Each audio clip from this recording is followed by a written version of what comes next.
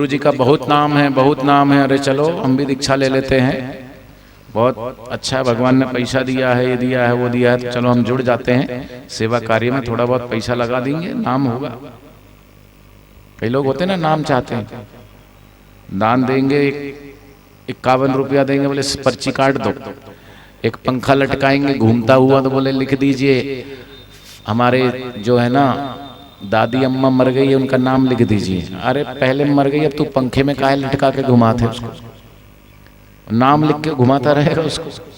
मर गए मर गए।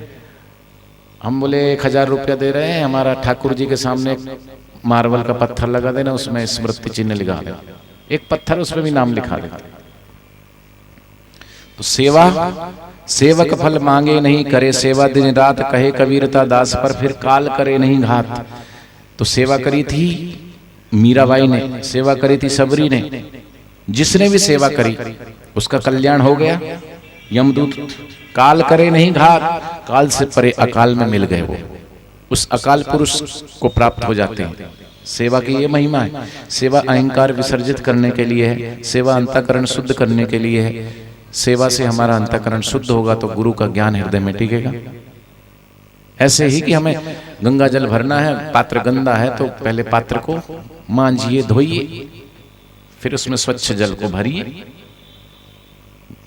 अब आपके सामने कोई भिखारी आए, भिक्षा पात्र, और आप बढ़िया केसर वाली खीर बना के रखो, काजू बादाम पिस्ता सब डाला हो उसमें, भिखारी आके बोले भिक्षाम देहि, और उस भिक्षा पात्र में कीचड़ भरा हो तो आपका मन होगा? ऐसे ही सदगुरु जो देना चाहते हैं वो पाने के लिए थोड़ी सेवा, उससे अंतःकरण शुद्ध होगा तो गुरु का ज्ञान मांगने की जरूरत नहीं पड़ी है। प्रकाश, सूर्य का प्रकाश हमें मांगने की जरूरत नहीं पड़ती। अब खुद ही तुम कमरे में बैठे हो और खिड़की बंद करे बैठे हो तो कौन, दरवाजा कौन खोलेगा? थोड़ा द्वार से खिड़की को हटाइए, दरवाजा खोलिए, सूर्य की किरणों को आने दीजिए अभी यहीं, यस आप खुद प्रकाश में आ जाइए। तो ऐसे चौथे नंबर के वो लोग होते हैं वीवीआईपी, वो अभी यहां नहीं आए,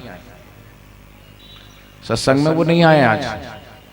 और कभी बापूजी बेगूसराय आएंगे तो सबसे पहले कॉलर ऊंची खड़े हुए, बढ़िया वाइट वाइट कपड़ा इस्त्री किया हुआ, आयरन किया हुआ, इधर आयरन बोलते हैं प्रेस को, आयरन किया हुआ, और आप उनको पहचानते भी नहीं। ऐसे भी लोग कई तो होंगे जिनको पहचानते हो, कई लोग जिनको पहचानते भी नहीं। आप पूछेंगे भाई साहब आप कहाँ बेगूसराय में रहते हो क्या? हाँ बेगूसराय में रहते हैं, वो फलाने मोहल्ले में रहते हैं। अच्छा हमारे यहाँ तो सत्संग होता है, यहाँ होता है क्या? होता है सत्संग? होता था, बंद हो गया। हो रहा है? कहाँ होता है? राम मंदिर में। बहुत अच्छी बात है, हो रहा है, होते रहना चाहिए सत्संग हर रविवार को। आते हैं? कौन कौन आता है? हाथ ऊंचा करिए जरा। ओ बहुत कम लोग आते हैं। सारे साधक है ना? हाँ जिसने दीक्षा ली हाथ ऊंचा करिए जरा। और सभी साधक है, फिर क्यों नहीं जाते हो भाई?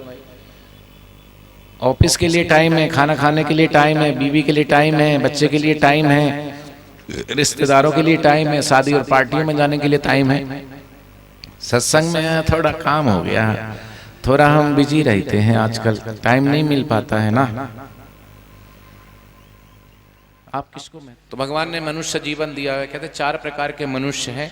पहला वो मनुष्य है जैसे ये निंदा करने वाले, ना अपना हित करते ना दूसरों का हित करते, अपना भी अहित करते, दूसरों को भी, दूसरे के जीवन में भी जहर घोल के उनका भी अहित करते हैं।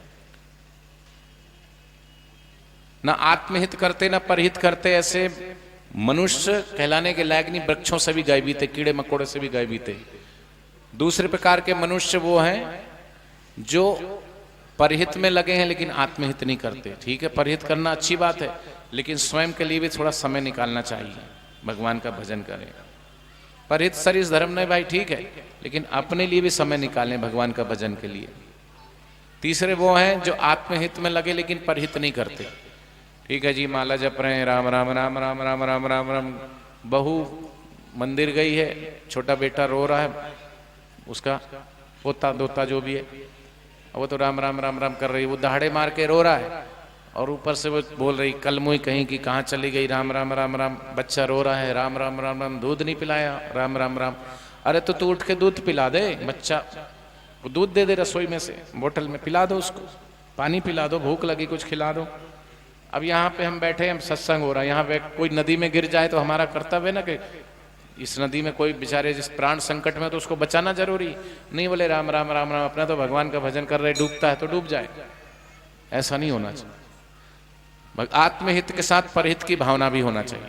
और चौथा वो जो आत्महित करके परहित करता है, वो व्यक्ति नहीं रहता, वो संत हो जाते। तो बापूजी ने अपना आत्महित करके परहित के लिए पूरे देश भर की परिक्रमा करके और पूरे जगत को, पूरे देश को शांति के मार्ग पे, अध्यात्म के मार्ग पे एक दिशा दी।